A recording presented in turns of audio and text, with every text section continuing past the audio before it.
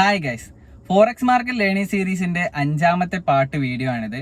ഈ ഒരു വീഡിയോയിൽ നമ്മൾ ഫോറക്സ് മാർക്കറ്റിന്റെ കുറച്ചും കൂടി ഡീറ്റെയിൽ ആയിട്ടുള്ള കാര്യങ്ങളെ കുറിച്ചാണ് മനസ്സിലാക്കാൻ പോകുന്നത്. ഇത് കംപ്ലീറ്റ്ലി ഡിഫറെന്റ് ആയിട്ട് ഒരു പെട്ടിക്കൂട്ടിന്റെ അകത്തുള്ള പോലെയാണ് നമ്മൾ വീഡിയോസ് കാര്യങ്ങൾ ചെയ്യുന്നത്. ഓക്കെ, കഴിഞ്ഞ വീഡിയോസ് എല്ലാം കണ്ടവർക്ക് അറിയായിരിക്കും, നമ്മൾ ഒരു സ്റ്റുഡിയോ പോലത്തെ ഒരു സെറ്റപ്പിലായിരുന്നു വീഡിയോസും കാര്യങ്ങളും ചെയ്തിട്ടുണ്ടായിരുന്നത്. ഓക്കെ, ഇന്ന് കുറച്ച് ഡിഫറെന്റ് ആണെന്നുള്ള രീതിയിലാണ് ഈ ഒരു കാറിനകത്ത് കയറി ഇരുന്നിട്ടുള്ളത്.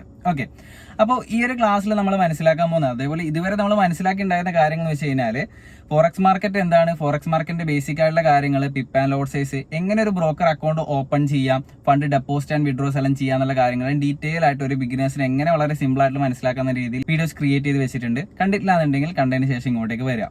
ഓക്കെ, അപ്പോൾ ഈ ഒരു വീഡിയോയിൽ നമ്മൾ ഡിസ്കസ് ചെയ്യാൻ പോകുന്നത് ഈ കാര്യങ്ങളെല്ലാം മാത്രം പറഞ്ഞുകൊണ്ട് നിങ്ങൾക്ക് ഫോറക്സ് മാർക്കറ്റിൽ സക്സീഡ് ചെയ്യാൻ പറ്റുമോ, നിങ്ങളൊരു ബ്രോക്കർ അക്കൗണ്ട് ഓപ്പൺ ചെയ്തുകൊണ്ട് മാത്രം നിങ്ങൾക്ക് ട്രേഡ് ചെയ്ത് പ്രോഫിറ്റബിൾ ആകാൻ പറ്റുമോ എന്നുള്ളൊരു ക്വസ്റ്റ്യൻ ആണ്. ഓക്കെ, നമ്മൾ ട്രേഡിംഗ് എന്ന് പറഞ്ഞൊരു ജേണിയിലേക്ക് വന്നു കഴിഞ്ഞാൽ നമുക്ക് ഈ ഒരു ബേസിക് ആയിട്ടുള്ള കാര്യങ്ങൾ മാത്രമല്ല, കുറച്ചും കൂടി കാര്യങ്ങൾ നമ്മൾ അറിഞ്ഞിരിക്കേണ്ടതായിട്ടുണ്ട്. ടെക്നിക്കൽ അനാലിസിസ്, ഫണ്ടമെന്റൽ അനാലിസിസ്, അതേപോലെ വളരെ ഇമ്പോർട്ടൻ്റ് ആയിട്ടുള്ള കാര്യങ്ങളാണ് ട്രേഡിംഗ് സൈക്കോളജി എന്ന് പറഞ്ഞിട്ടുള്ളത്. ട്രേഡിംഗ് സൈക്കോളജിനെയാണ് ട്രേഡിങ്ങിൽ കൂടുതലായിട്ടും വർക്ക് ചെയ്യുന്നത്. ഈ കാര്യങ്ങളെ കുറിച്ചുള്ള നിങ്ങൾ ഡീപ്പായിട്ട് മനസ്സിലാക്കേണ്ടതുണ്ട്.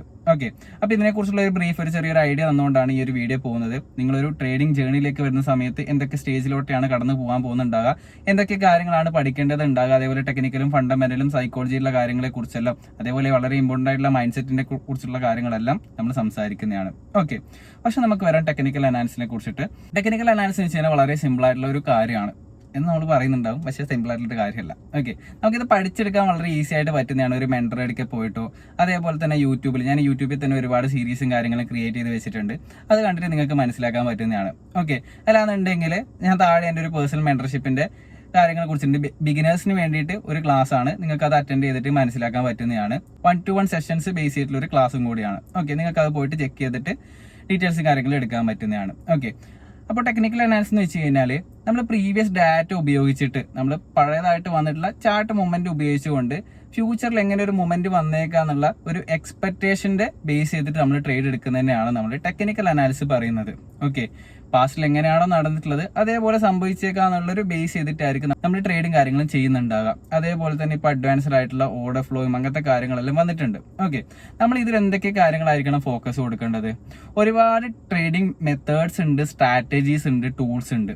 ഓക്കെ, ഫോറക്സിലേക്ക് അല്ലെങ്കിൽ ട്രേഡിംഗിലേക്ക് കടന്നു വരുന്ന ഒരാളാണെന്നുണ്ടെങ്കിൽ അറിയായിരിക്കും, നമുക്ക് ടൂൾസിനെ കുറിച്ച് കുറെ അറിയുന്നുണ്ടാവും. അതേപോലെ പ്രൈസ് ആക്ഷൻസ്, നമ്മുടെ ട്രെൻഡ് ലൈന്, സപ്പോർട്ടർ, റെസിസ്റ്റൻസ് എല്ലാം പ്രൈസ് ആക്ഷൻസ് തന്നെയാണ്. ഓക്കെ, നമ്മളിപ്പോൾ ICT പറയുന്നുണ്ട്, SMC പറയുന്നുണ്ട്, പല ആൾക്കാരും പലതിനെയും അതാണ് ഇതാണ് പറഞ്ഞിട്ട് കാണുന്നുണ്ട്. എല്ലാത്തിനും അതിൻ്റെതായിട്ടുള്ള ഇമ്പോർട്ടൻസ് ഉണ്ട്, എല്ലാ സെറ്റപ്പും അതിൻ്റെതായിട്ടുള്ള പ്രോബബിലിറ്റി ഉണ്ട്, അതേപോലെ റിസ്ക് റിവാർഡും കാര്യങ്ങളൊക്കെ ഉണ്ട്. നമ്മൾ ചെയ്യേണ്ട കാര്യം എന്ന് വെച്ച് കഴിഞ്ഞാൽ, നമ്മളൊരു ട്രേഡിംഗ് സെറ്റപ്പിലേക്ക് വന്നു കഴിഞ്ഞാൽ, ടെക്നിക്കൽ അനാലിസിലേക്ക് വന്നു കഴിഞ്ഞാൽ ഫസ്റ്റ് ബേസിക് ആയിട്ട് ക്യാൻഡിൽസിനെ കുറിച്ച് പഠിക്കുക, അതേപോലെ തന്നെ റീറ്റെയിലേഴ്സ് ട്രേഡ് ചെയ്യുന്ന മെത്തേഡ്സിനെ കുറിച്ച് മനസ്സിലാക്കുക. എന്നാൽ മാത്രമല്ലേ നമുക്ക് എങ്ങനെയാണ് ഒരു ട്രേഡിംഗ് വർക്കാണെന്ന് മനസ്സിലാവുള്ളൂ. ഓക്കെ, ഞാൻ ഫസ്റ്റ് വന്ന സമയത്ത് ടെക്നിക്കൽ അനാലിസിന്റെ സപ്പോർട്ട് ആൻഡ് റെസിസ്റ്റൻസിനെ കുറിച്ചിട്ടും അതേപോലെ തന്നെ ട്രെൻഡ് ലൈൻ ബ്രേക്ക്ഔട്ട്, ഈ കാര്യങ്ങളെ കുറിച്ചെല്ലാം മനസ്സിലാക്കിയിട്ടുണ്ടായിരുന്നു. പിന്നെ അതിന്ന് ചാടി SMC ആയി, ICT ആയി. അപ്പോൾ എനിക്ക് ഒരു കംഫർട്ടബിൾ എന്നുള്ള രീതിയിലേക്ക് ICT വന്നപ്പോഴാണ് സംഭവിച്ചിട്ടുണ്ടായിരുന്നത്. പലരും ഇപ്പോഴും സപ്പോർട്ട് ആൻഡ് റെസിസ്റ്റൻസ് വെച്ച് ട്രേഡ് ചെയ്യുന്ന ആൾക്കാരും ഉണ്ട്. എല്ലാ മെത്തേഡ്സിനും അതിൻ്റെതായിട്ടുള്ള, ഞാൻ പറഞ്ഞിട്ടുണ്ട്, പ്രോബിലിറ്റി ഉണ്ട്. അത് ബേസ് ചെയ്തിട്ട് അതിൽ സ്റ്റിക്ക് ഓൺ ചെയ്യുക. നമ്മൾ എന്താണോ പഠിക്കുന്നത് അത് വൃത്തിക്ക് മനസ്സിലാക്കി പഠിക്കുക, അതിനുശേഷം അത് സ്റ്റിക്ക് ഓൺ ചെയ്ത് നിൽക്കുക. ഇപ്പം ICT ആണ് ഞാൻ ഓക്കെ വന്നിട്ടുണ്ടെങ്കിൽ ആ ഒരു ICT നല്ല രീതിയിൽ പഠിച്ച് ഞാൻ മനസ്സിലായി അതിൽ സ്റ്റിക്ക് ഓൺ ചെയ്ത് എൻ്റെ സ്ട്രാറ്റജിയും കാര്യങ്ങളെല്ലാം ബിൽഡപ്പ് ചെയ്ത സമയത്താണ് എനിക്കതിൽ മുന്നോട്ട് പോകാൻ പറ്റിയിട്ടുണ്ടായിരുന്നത്, പ്രോഫിറ്റബിൾ ആകാൻ പറ്റിയിട്ടുണ്ടായിരുന്നത്. ഓക്കെ, ഇതേപോലെ തന്നെ ഞാൻ ഇതിന് മുമ്പും ഒരു ഹോളി ഗ്രില്ല് തപ്പി പോകുന്നതിന് പകരം ഈ സപ്പോർട്ടർ റെസിസ്റ്റൻസിൽ തന്നെ ഞാൻ വർക്ക്ഔട്ട് ചെയ്തിട്ടുണ്ടെങ്കിൽ എനിക്ക് അതും അടിപൊളിയാകാൻ പറ്റുമായിരുന്നു. ഓക്കെ, അപ്പോൾ നിങ്ങൾക്ക് ICT കുറിച്ചെല്ലാം കൂടുതലായിട്ട് മനസ്സിലാക്കണം എന്നുണ്ടെങ്കിൽ ഞാൻ നേരത്തെ പറഞ്ഞിട്ടുണ്ട്, ഡിസ്ക്രിപ്ഷനിൽ ലിങ്ക് ഉണ്ട്, അവിടെ പോയിട്ട് നിങ്ങൾക്ക് നോക്കാൻ പറ്റുന്നതാണ്. ഓക്കെ, അപ്പോൾ നമ്മൾ പറഞ്ഞു വന്നിട്ടുള്ളത് വെച്ച് കഴിഞ്ഞാൽ ടെക്നിക്കൽ അനാലിസിസ് വെച്ച് കഴിഞ്ഞാൽ പാസ്റ്റ് ഡാറ്റ ഉപയോഗിച്ച് നമ്മൾ ട്രേഡ് ചെയ്യുന്നതാണ്. നമ്മൾ ഇതിൽ ഏറ്റവും ഇമ്പോർട്ടൻ്റ് ആയിട്ടുള്ള ക്യാൻഡിൽസിനെ കുറിച്ച് മനസ്സിലാക്കാം. അതേപോലെ തന്നെ നിങ്ങൾക്ക് യൂട്യൂബിൽ ഒരുപാട് കണ്ടന്റ്സ് അവൈലബിൾ ആയിട്ടുണ്ട്. പ്രൈസ് ആക്ഷൻസിനെ കുറിച്ച്, SMCയെ കുറിച്ചിട്ട്, ICTയെ കുറിച്ചിട്ട് ഫ്രീ ആയിട്ടുള്ള കണ്ടന്റെല്ലാം ICTന്റെ അവൈലബിൾ ആയിട്ടുണ്ട്. നമ്മുടെ മൈക്കിൾ അമ്മാവൻ, ഓക്കെ, നമ്മൾ ICTയുടെ ഒരു പിതാവ് എന്നെല്ലാം പറയുന്ന പുള്ളിയുടെ തന്നെ ഫ്രീ ആയിട്ടുള്ള കണ്ടന്റ്സും കാര്യങ്ങളെല്ലാം അവൈലബിൾ ആയിട്ടുണ്ട്. അവിടെ പോയിട്ട് നിങ്ങൾക്ക് മനസ്സിലാക്കാൻ പറ്റുന്നതാണ്. അതേപോലെ എൻ്റെ ചാനൽ ഞാൻ മലയാളത്തിൽ വൃത്തിക്ക് ക്രിയേറ്റ് ചെയ്ത് വെച്ചിട്ടുണ്ട്. PDRSനെ കുറിച്ചും ടെക്നിക്സിനെ കുറിച്ചെല്ലാം, ഞാൻ സ്ട്രാറ്റജിയെ കുറിച്ചെല്ലാം ഞാൻ ഡിഫൈൻ ആയിട്ട് പറഞ്ഞു തന്നിട്ടുണ്ട്. അപ്പോൾ ടെക്നിക്കൽ അനാലിസിസ് വെച്ച് കഴിഞ്ഞാൽ വളരെ സിമ്പിൾ ആയിട്ട് നിങ്ങൾക്ക് പഠിച്ചെടുക്കാൻ പറ്റുന്ന ഒന്നാണ്. ഓക്കെ, മറ്റൊരാൾ ഗൈഡ് ചെയ്തെടുത്താണെന്നുണ്ടെങ്കിൽ നിങ്ങൾക്ക് പഠിച്ചെടുക്കാൻ പറ്റുന്ന ഒരു കാര്യമാണ്. അടുത്തായിട്ട് നമ്മൾ നോക്കാൻ പോകുന്ന വളരെ ഇമ്പോർട്ടൻ്റ് ആയിട്ടുള്ള ഒരു കാര്യമാണ് ഫണ്ടമെന്റൽ അനാലിസിസ്. എന്താണ് ഫണ്ടമെന്റൽ അനാലിസിസ്? എക്സാമ്പിൾ ആയിട്ട് ഇന്ത്യൻ മാർക്കറ്റിൽ ഒരു ഷെയറിൽ നമുക്ക് ഇൻവെസ്റ്റ് ചെയ്യണമെന്നുണ്ടെങ്കിൽ ആ ഒരു കമ്പനീൻ്റെ പാസ്റ്റ് ആയിട്ട് വന്നിട്ടുള്ള പെർഫോമൻസ് നമ്മൾ ഫണ്ടമെന്റലി നോക്കിക്കൊണ്ട് ആനുവൽ റിപ്പോർട്ട്സ്, ക്വാർട്ടർലി റിസൾട്ട്, അതേപോലെ തന്നെ അതിൻ്റെ PE ratio, market cap, earning per share, ഇങ്ങനെയുള്ള കുറേ കാര്യങ്ങൾ ടെക്നിക്കലി നമുക്ക് ഫണ്ടമെന്റലി നമ്മൾ നോക്കിക്കൊണ്ട് നമ്മൾ മനസ്സിലാക്കി ആ ഷെയറിനെ കുറിച്ച് പഠിച്ച് അതിൻ്റെ പുതുതായിട്ട് വരുന്ന പ്രൊജക്ട്സിനെ കുറിച്ചിട്ട്, അതേപോലെ തന്നെ അവരുടെ ഫ്യൂച്ചറിക്സ് പ്ലാൻസിനെ കുറിച്ചെല്ലാം മനസ്സിലാക്കിക്കൊണ്ട് ആ ഒരു കമ്പനിയിൽ നമുക്ക് ഇൻവെസ്റ്റ് ചെയ്യാൻ പറ്റുന്നതാണ്. ഇതിനെയാണ് നമ്മൾ ഫണ്ടമെന്റൽ അനാലിസിസ് പറയുന്നുണ്ടാവുക. വളരെ സിമ്പിൾ ആയിട്ട് പറഞ്ഞു കഴിഞ്ഞാൽ ഫോറക്സിലേക്ക് വന്നു കഴിഞ്ഞാൽ ഇങ്ങനെ ഒരു ഷെയറിനെ കുറിച്ചല്ല നമ്മൾ പഠിക്കുന്നുണ്ടാവുക, കറൻസീസിന്റെ വരുന്ന ഡാറ്റാസിനെ കുറിച്ചായിരിക്കും നമ്മൾ മനസ്സിലാക്കുന്നുണ്ടാവുക. എന്തായിരിക്കും ഡാറ്റാസ് ഉണ്ടാവുക? ഇപ്പൊ NFP ഉണ്ടാവും, അതേപോലെ എംപ്ലോയ്മെന്റ് റേറ്റ്സ് ഉണ്ടാവും, ഇൻഫ്ലേഷൻ റേറ്റ്സിനെ കുറിച്ചുള്ള റേറ്റ് കട്ട്സിനെ കുറിച്ചിട്ട്, റിപ്പോ റേറ്റ്സ് കട്ട് ചെയ്യുന്നതും ഇൻട്രസ്റ്റ് റേറ്റ് കൂട്ടുന്നതും കുറക്കുന്നതും, അങ്ങനെയുള്ള ഒരുപാട് ഡാറ്റാസും കാര്യങ്ങളെല്ലാം വരുന്നുണ്ടാവും. ഇത് ഓരോ ന്യൂസ് ഇവന്റ്സ് ബേസ് ചെയ്തിട്ടായിരിക്കും വരുന്നുണ്ടാവുക. അപ്പോൾ ഈ ന്യൂസ് എല്ലാം നമുക്ക് കാണാനുള്ള സൈറ്റും കാര്യങ്ങളൊക്കെ ഉണ്ട്. ഫോറക്സ് ഫാക്ടറി എന്ന് പറഞ്ഞൊരു സൈറ്റ് ഉണ്ട്. അതിലേക്ക് പോയിട്ട് നമുക്ക് ഈ കാര്യങ്ങളെല്ലാം മനസ്സിലാക്കി എടുക്കാൻ പറ്റുന്നതാണ്. പാസ്റ്റ് ഡാറ്റ ബേസ് ചെയ്തുകൊണ്ട് നമുക്ക് പ്ലാൻസും കാര്യങ്ങളെല്ലാം ചെയ്യാൻ പറ്റുന്നതാണ്, ഒരു എക്സ്പെക്ടേഷൻ ബേസ് ചെയ്തുകൊണ്ട്. അതേപോലെ തന്നെ എക്കോണമി എങ്ങനെ വർക്ക് ചെയ്യുന്നുള്ള ബേസ് ചെയ്തുകൊണ്ടായിരിക്കും നമ്മുടെ ഈ കറൻസീസും കാര്യങ്ങളെല്ലാം വർക്ക് ചെയ്യുന്നുണ്ടാകുക. ഓക്കെ, എക്സാമ്പിൾ ആയിട്ട് നമുക്കിപ്പോൾ ഒരു ഇവന്റ് വരുത്താണ്, ഒരു വാർ നടക്കുന്ന സമയത്ത് ഇത് നമ്മുടെ കറൻസീസിനെയും അതേപോലെ മെറ്റൽസ്, ഇപ്പോൾ ഗോൾഡ് എടുക്കലാണെന്നുണ്ടെങ്കിൽ അതിനെല്ലാം ഇമ്പാക്ട് ചെയ്യുന്നതാണ്. ഓക്കെ, ഒരു വാർ വന്നു കഴിഞ്ഞാൽ ഗോൾഡ് പ്രൈസ് എല്ലാം ഹൈക്ക് ചെയ്യുന്നതായിട്ട് നമുക്ക് അറിയുന്നതാണ്. ഓക്കെ, അപ്പൊ ഇങ്ങനെയുള്ള കാര്യങ്ങളൊക്കെ ആയിരിക്കും സെന്റിമെന്റല്, അതേപോലെ തന്നെ ഇങ്ങനെയുള്ള ഡാറ്റാസ് എല്ലാം ആയിരിക്കും നമ്മുടെ ഈ ഒരു കറൻസീസിനെ ഇമ്പാക്ട് ചെയ്യുന്നുണ്ടാവുക. ഇങ്ങനെയുള്ള പഠനത്തെ ആയിരിക്കും നമ്മൾ ഫണ്ടമെന്റൽ അനാലിസിസ് നമ്മൾ പറയുന്നുണ്ടാവുക. ഓക്കെ, അപ്പൊ ഈ രണ്ട് കാര്യങ്ങൾ നമ്മൾ എന്താണ് ടെക്നിക്കൽ അനാലിസിസ്, അതേപോലെ ഫണ്ടമെന്റൽ അനാലിസിസ്, നമ്മൾ ബേസിക് ആയിട്ടുള്ള കാര്യങ്ങൾ മനസ്സിലായി അല്ലെ. നമ്മുടെ ഒരു ട്രേഡിംഗ് ജേർണിയിൽ ഈ രണ്ട് കാര്യങ്ങൾ നമ്മൾ മനസ്സിലാക്കിയിരിക്കണം. അടുത്തായിട്ട് നമ്മൾ മനസ്സിലാക്കാൻ പോകുന്നുണ്ടാവുക സൈക്കോളജിയെ കുറിച്ചാണ്. അപ്പൊ ട്രേഡിംഗിലേക്ക് വന്നു കഴിഞ്ഞാൽ 80% നമുക്ക് നമ്മളുടെ സൈക്കോളജി ആയിരിക്കും വർക്ക് ആവുന്നുണ്ടാകുക. 20% ആയിരിക്കും നമുക്ക് ടെക്നിക്കലും കാര്യങ്ങളും വർക്കൗട്ട് ആവുന്നുണ്ടാകുക. എന്താണ് അങ്ങനെ പറയാനുള്ള റീസൺ? ടെക്നിക്കൽ നമുക്ക് മറ്റൊരാളിൽ നിന്ന് പഠിച്ചെടുക്കാനും അതേപോലെ നമുക്ക് മനസ്സിലാക്കിയെടുക്കാനും പറ്റുന്നതാണ്. ഇപ്പൊ എക്സാമ്പിൾ ആയിട്ട് പറയലാണെന്നുണ്ടെങ്കിൽ ചെസ് നിങ്ങൾക്ക് ഈസി ആയിട്ട് പഠിച്ചെടുക്കാൻ പറ്റുന്നതാണ്. ഇതിന്റെ മൂവ്മെന്റും കാര്യങ്ങളും എന്തൊക്കെയാണ്, മൂവ്മെന്റ്സും കാര്യങ്ങളെല്ലാം വരേണ്ടത് എന്നുള്ള കാര്യങ്ങൾ പഠിച്ചെടുക്കാൻ പറ്റുന്നതാണ് അല്ലെ. പക്ഷെ ഇതിൽ മാസ്റ്റർ ചെയ്യണമെന്നുണ്ടെങ്കിൽ നമുക്ക് അങ്ങനെ പെട്ടെന്ന് പറ്റുമോ? ഇല്ല അല്ലെ. അതേപോലെ തന്നെയാണ് ട്രേഡിംഗ് സൈക്കോളജി വരുന്നത്. ഓക്കെ, നമുക്കിത് പഠിച്ചെടുക്കാൻ വളരെ ഈസിയാണ്, പക്ഷെ ഇത് സൈക്കോളജി പരമായിട്ട് മുന്നോട്ട് കൊണ്ടുപോകാൻ കുറച്ചും കൂടി ബുദ്ധിമുട്ടാണ്. നമ്മളിതിൽ മാസ്റ്റർ ഉണ്ടായിട്ട് വരുന്നുണ്ട്. ഇത് പ്രാക്ടീസ് ചെയ്യുന്നതോട് കൂടി മാത്രമേ നമുക്ക് പറ്റുള്ളൂ. നമ്മളിപ്പോൾ ചെസ് കളിച്ചുകൊണ്ടേ ഇരുന്ന് കഴിഞ്ഞാൽ മാത്രമേ നമുക്ക് ഓപ്പണന്റിന്റെ മൂവ്മെന്റ്സും കാര്യങ്ങളെല്ലാം മനസ്സിലാക്കിക്കൊണ്ട് നമുക്ക് കളിക്കാൻ പറ്റുള്ളൂ അല്ലേ. അതേപോലെ തന്നെയാണ് നമുക്ക് ഈ ട്രേഡ് ചെയ്യുന്ന സമയത്തും നമ്മൾ ചെയ്തുകൊണ്ടേ ഇരിക്കുന്ന സമയത്താണ് നമുക്കിതിന്റെ കാര്യങ്ങളെല്ലാം മനസ്സിലാക്കാൻ പറ്റുള്ളൂ. ഓക്കെ, അപ്പോൾ ഈ ഒരു ട്രേഡിംഗ് സൈക്കോളജി നമുക്ക് വളരെ ഇമ്പോർട്ടൻ്റ് ആയിട്ടുള്ള കാര്യമാണ്. അതേപോലെ തന്നെ ഇത് എങ്ങനെയാണ് വർക്കൗട്ട് ആവുക? ഇപ്പം നമുക്ക് ട്രേഡിംഗിലേക്ക് വന്നു കഴിഞ്ഞാൽ അറിയാം. ഇപ്പോൾ ഒരു ജോലി എക്സാമ്പിൾ ആയിട്ട് എടുക്കലാണെന്നുണ്ടെങ്കിൽ ജോലി ചെയ്യുന്ന ഒരു വ്യക്തി ഒരു ദിവസം നമുക്ക് വേതനം കിട്ടുന്ന അറിയാം അല്ലേ. ട്രേഡിംഗിലേക്ക് വന്നാൽ എങ്ങനെയാണോ നമുക്ക് പ്രോഫിറ്റ് മാത്രമാണ് എല്ലാ ദിവസവും കിട്ടുക അല്ലേ. നമുക്ക് ലോസും കൂടി അവിടെ ഒരു പാട്ടാണ്.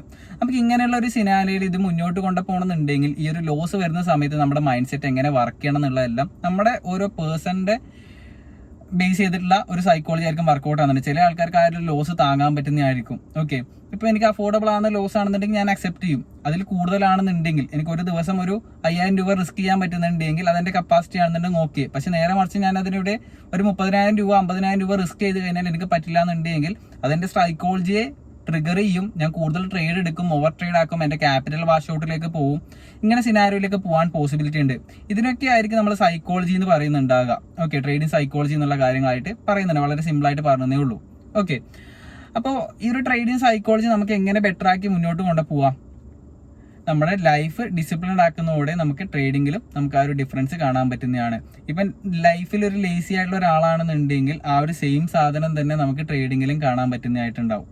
ഓക്കെ, ഇപ്പം ലൈഫിലൊരു ഡിസിപ്ലിൻ ആണെന്നുണ്ടെങ്കിൽ നമുക്ക് ട്രേഡിങ്ങിലും ആ ഒരു ഡിസിപ്ലിൻ കൊണ്ടുവന്നു കഴിഞ്ഞാൽ നമുക്കൊരു പ്രോഫിറ്റബിലിറ്റിയിലേക്ക് കൊണ്ടുപോകാൻ പറ്റുന്നതാണ്.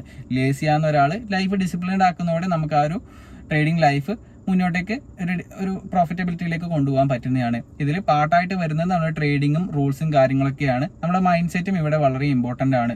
നമ്മളെപ്പോഴും ട്രേഡിങ്ങിനെ കാണേണ്ടത് ഗെറ്റ് ക്വിക്ക് റിച്ച് എന്നുള്ളതിന് പകരം ഒരു ലോങ് ടേം ആയിട്ടുള്ള ഒരു പെർസ്പെക്റ്റീവ് കാണലാണെന്നുണ്ടെങ്കിൽ കുറച്ചും കൂടി ബെറ്റർ ആയിട്ട് നമുക്ക് ട്രേഡ് ചെയ്യാനും അതേപോലെ തന്നെ ഇൻവെസ്റ്റ്മെന്റ് ചെയ്യാനുള്ള കാര്യങ്ങളെല്ലാം നമുക്ക് ചെയ്യാൻ പറ്റുന്നതാണ്. ഓക്കെ, എപ്പോഴും ട്രേഡ് ചെയ്ത് ഫണ്ട് ഉണ്ടാക്കുന്ന സമയത്ത് നമ്മൾ ഇൻവെസ്റ്റിങ്ങിനും കൂടി നമ്മളൊരു ഇമ്പോർട്ടൻസ് കൊടുക്കുക. ലോങ് ടേം ആയിട്ട് വെൽത്ത് ക്രിയേഷൻ ചെയ്യണമെന്നുണ്ടെങ്കിൽ അവിടെ ഇൻവെസ്റ്റ്മെന്റിനും ഒരു പ്രാധാന്യമുണ്ട്. ഓക്കെ, അപ്പോൾ ആ കാര്യങ്ങളെല്ലാം നിങ്ങൾ മനസ്സിലാക്കി വെക്കുക.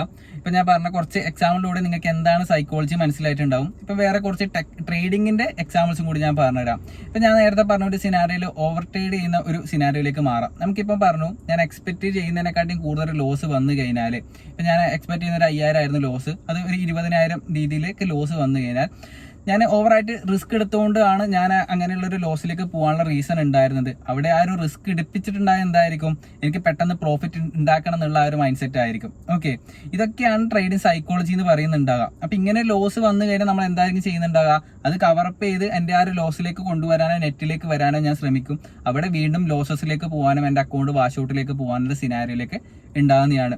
ഓരോ ബിഗിനറും കടന്നു വരുന്ന ഈ ഒരു സ്റ്റേജിലോട്ടേ ആയിരിക്കും. അതേപോലെ തന്നെ മുന്നോട്ട് പോകുന്ന സമയത്ത് ഇങ്ങനെയുള്ള ഫേസസും കാര്യങ്ങളെല്ലാം നമ്മൾ എക്സ്പീരിയൻസ് ചെയ്യുന്നതായിരിക്കും. ഓക്കെ, അപ്പോൾ ഇങ്ങനെയുള്ളൊരു സിനാരിയോ പറഞ്ഞു, ഇതൊരു എക്സാമ്പിൾ ആണ്. അതേപോലെ ഫോമോ, നമുക്കിപ്പോൾ ഒരു സെറ്റ് ഓഫ് റൂൾസ് ഉണ്ടാവും, ട്രേഡിംഗ് മെത്തേഡ്സ് ഉണ്ടാവും. ഓക്കെ, അപ്പോൾ ഈ ഒരു ട്രേഡിംഗ് മെത്തേഡ്സും റൂൾസിനും എഗെയിൻസ്റ്റ് ആയിട്ട് നമ്മൾ ഒന്ന് ചെയ്യാനുള്ളൊരു ടെൻഡൻസി ആയിരിക്കും നമുക്ക് ഫോമോയിൽ ഉണ്ടാകുക. ഓക്കെ, ഇപ്പോൾ ഒരു ഏരിയയിൽ വന്ന സമയത്ത് നമ്മൾ അവിടെ നിന്ന് കയറിപ്പോവും, അല്ലെങ്കിൽ സെല്ലായിട്ട് ഡൗൺ സൈഡിലേക്ക് പോകുന്നത് നമ്മളൊരു ഫിയർ വരുത്താണ്. നമുക്ക് ആ ഒരു ഓപ്പർച്യൂണിറ്റി മിസ്സാന്നുള്ള തോട്ടിൽ നമ്മൾ ട്രേഡ് എടുക്കലാണ്. ഓക്കെ, ആ ഒരു ഓപ്പർച്യൂണിറ്റി മിസ്സാന്നുള്ള രീതിയിൽ നമ്മൾ ട്രേഡ് എടുക്കുന്നു ചാടി കയറിയിട്ട്. അവിടെ നമുക്ക് ഫോമോ വരുന്നു. ഓപ്പോസിറ്റ് ആയിട്ട് പോകുന്ന സമയത്ത് നമുക്ക് ലോസ് കാര്യങ്ങൾ സംഭവിക്കുന്ന സമയത്ത് വീണ്ടും ഓവർ ട്രേഡിങ് കാര്യങ്ങൾ സംഭവിക്കുന്നു, അക്കൗണ്ട് ബ്ലോ അപ്പ് ആവുന്ന സിനാരിയോയിലേക്ക് പോകുന്നു. ഓക്കെ, അപ്പം ഇങ്ങനെയൊക്കെ ആയിരിക്കും നമുക്ക് ഈ ഒരു ചെറിയ ചെറിയ കാര്യങ്ങൾ കൊണ്ട് ഈ ഒരു ട്രേഡിംഗ് അക്കൗണ്ടിലും വാഷ് ഔട്ടും കാര്യങ്ങളും സംഭവിക്കുന്നുണ്ടാകുക. നമ്മുടെ ട്രേഡിംഗ് സൈക്കോളജിയും കാര്യങ്ങളും ബാഡായിട്ട് പോകുന്നുണ്ടാകുക. നമ്മൾ ലൈഫിൽ എത്രത്തോളം ബെറ്റർ ആയിട്ട് നമ്മൾ ഡിസിപ്ലിനും കാര്യങ്ങളും പാലിക്കുന്നു, ആ ഒരു ഡിസിപ്ലിൻ നമുക്ക് ട്രേഡിങ്ങിലേക്ക് കൊണ്ടുവരാൻ പറ്റുന്നതാണ്. ഓക്കെ, ലൈഫ് ഡിസിപ്ലിൻ ആകുന്നതോടെ ലൈഫ് നമുക്ക് ട്രേഡിംഗ് ചെയ്യുന്ന സമയത്ത് നമുക്ക് ഡിസിപ്ലിൻ കൊണ്ടുവരാൻ പറ്റുന്നതാണ്. അപ്പോൾ ഇങ്ങനെയൊക്കെയാണ് നമുക്ക് ഈ ഒരു സൈക്കോളജി നമുക്ക് സിമ്പിൾ ആയിട്ടുള്ള രീതിയിൽ പറയാൻ പറ്റുള്ളൂ. ടെക്നിക്കല്, അതേപോലെ തന്നെ ഫണ്ടമെന്റൽ, ഈ ഒരു സൈക്കോളജി, നമ്മുടെ മൈൻഡ് സെറ്റ്, ലോങ് ടേം പെർസ്പെക്റ്റീവിൽ നോക്കുന്ന കാര്യങ്ങൾ, ഈ കാര്യങ്ങളെല്ലാം നമ്മൾ നോക്കിക്കഴിഞ്ഞാൽ നമുക്ക് ലോങ് ടേമിലൊരു ട്രേഡിംഗ് സക്സസ് കാണാൻ പറ്റുന്നതാണ്. ഓക്കെ, നമ്മൾ പെട്ടെന്ന് തന്നെ മാർക്കറ്റിലേക്ക് വന്ന ഒരു ബിഗിനർ പെട്ടെന്ന് പ്രോഫിറ്റബിൾ ആകുന്നതിന് പകരം ചെറിയൊരു പൈസ ഇൻവെസ്റ്റ് ചെയ്തുകൊണ്ട് തന്നെ ഇത് മനസ്സിലാക്കിയതിന് ശേഷം ഇങ്ങനെ ഫണ്ട് കൂട്ടി വന്ന് ഫണ്ടും കാര്യങ്ങളും ക്രിയേറ്റ് ചെയ്യുന്ന രീതിയിൽ നോക്കുക. ഒറ്റയടിക്ക് വലിയൊരു ഫണ്ട് ഇൻവെസ്റ്റ് ചെയ്ത് ട്രേഡ് ചെയ്ത് വാഷ് ഔട്ട് ആകുന്ന സിനാരിയോയിലേക്ക് പോകാതിരിക്കുക. ഓക്കെ, അപ്പോൾ നമുക്ക് ഇത്രയും കാര്യങ്ങളൊക്കെയാണ് ഞാൻ ഈ ഒരു വീഡിയോയിൽ ഡിസ്കസ് ചെയ്യാൻ ഉദ്ദേശിച്ചിട്ടുണ്ടായിരുന്നത്. അപ്പോൾ ഇതിലും കൂടുതൽ കാര്യങ്ങൾ നിങ്ങൾക്ക് മനസ്സിലാക്കണം എന്നുണ്ടെങ്കിൽ കമൻറ്റ് ചെയ്യുക. അതേപോലെ തന്നെ ട്രേഡിംഗ് സൈക്കോളജിനെ കുറിച്ച് കൂടുതലായിട്ടുള്ള കാര്യങ്ങളൊക്കെ അറിയണമെന്നുണ്ടെങ്കിൽ നിങ്ങൾ കമന്റും കാര്യങ്ങളും ചെയ്യാം. അപ്പോൾ അടുത്ത വീഡിയോസിൽ നിങ്ങൾക്ക് കൂടുതൽ കണ്ടന്റ്സും കാര്യങ്ങളും സൈക്കോളജി റിലേറ്റഡ് ആവശ്യമായിട്ടുണ്ട് എങ്കിൽ, അതേപോലെ തന്നെ ടെക്നിക്കൽ അനാലിസിനെ കുറിച്ച് അറിയണമെന്നുണ്ടെങ്കിൽ നിങ്ങൾ കമന്റ് ചെയ്യുക. നിങ്ങളുടെ കമന്റ്സും കാര്യങ്ങളാണ് എനിക്ക് സപ്പോർട്ടും കാര്യങ്ങളായിട്ട് ഉണ്ടാകുക. അപ്പോൾ അത് ബേസ് ചെയ്തിട്ടായിരിക്കും ഞാൻ നെക്സ്റ്റ് വീഡിയോസും കാര്യങ്ങളും പ്ലാൻ ചെയ്യുന്നുണ്ടാകുക. അതേപോലെ തന്നെ നിങ്ങൾക്ക് ട്രേഡിങ്ങിൻ്റെ ബിഗിനർ ആണെന്നുണ്ടെങ്കിൽ ട്രേഡിങ്ങിൻ്റെ കൂടുതൽ കാര്യങ്ങൾ ICT കുറിച്ചെല്ലാം കൂടുതൽ പഠിക്കണം എന്നുണ്ടെങ്കിൽ ഞാൻ ഒരു പേഴ്സണൽ മെൻറ്റർഷിപ്പ് ചെയ്യുന്നുണ്ട്. 1-to-1 സെഷൻ എന്നുള്ള രീതിയിൽ ഒരു 10 സ്ലോട്ടിലായിരിക്കും ഞാൻ മന്ത്ലി എല്ലാം പ്ലാൻ ചെയ്യുന്നുണ്ടാകുക. മാക്സിമം 5 അല്ലെങ്കിൽ 10 എന്നുള്ള രീതിയിലായിരിക്കും. അപ്പോൾ അതിൽ നിങ്ങൾക്ക് ജോയിൻ ചെയ്യാൻ പറ്റുന്നതാണ്. ഞാൻ ഡിസ്ക്രിപ്ഷനിൽ ലിങ്ക് കൊടുത്തിട്ടുണ്ട് വാട്സപ്പിന്. അവിടെ നിങ്ങൾക്ക് നിങ്ങളുടെ ഡൗട്ട്സും കാര്യങ്ങളും ക്വയറീസും കാര്യങ്ങളും ചോദിക്കാൻ പറ്റുന്നതാണ്. അപ്പോൾ ബൈ, നെക്സ്റ്റ് വീഡിയോ കാണാം.